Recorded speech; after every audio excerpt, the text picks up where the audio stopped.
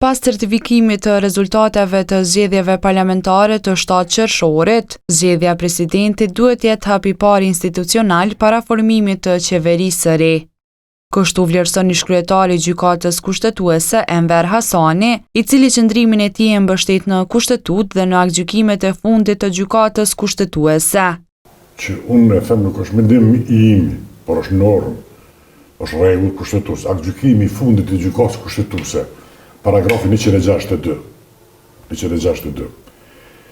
e bën të qartë si loti që çdo herë kur nuk ka president, që është vakant, ai do të thotë zgjedhet i pari. Kur siç është rasti konkret.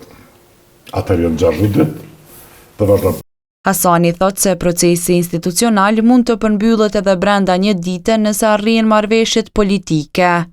Unë gjykuar sipas përvojës, zoti Kurti s'ka një fare, nuk është marrë as me kushtetutë as me ligj, i ka shkruar në mënyrë më primitive të mundshme, që do të marrë mend në historinë politike të këtij vendi. Ai mund të insistoj edhe të vazhdoj me masanin. Jo, ai është me marrëveshje, edhe atë nëse bën marrëveshje të organet tjera zgjedhin çfarë ditë, për ne, para ditë presidenti, mas ditë do të thotë qeveria. Morën për një ditë. Hasani sqaron gjithashtu se kryetari i ri i kuvendit, sapo të marrë detyrën, fiton automatikisht një mandat të ri 6 mujor si ushtrues i detyrës së presidentit. Nëse zgjedh kryetari i ri i kuvendit, me automatizëm nëse s'është Albulena, zona Haxhiu, ai çfarë ditë merr mandatin e ri 6 muaj.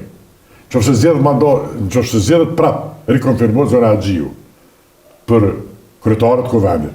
Mandati së 6 muaj nis prej tash, nuk nis prej kur ka nisë 2 muaj sa. Si ushtrues e detyrë presidenti. Si ushtrues e detyrë, kjo është kështu. Pra nuk i përfundon mandatin në tetor, pra. Jo, si përfundon gabim e kanë. Zgjedhjet parlamentare të 7 qershorit ishin të tretat që mbahen në Kosovë brenda 16 muajve të fundit.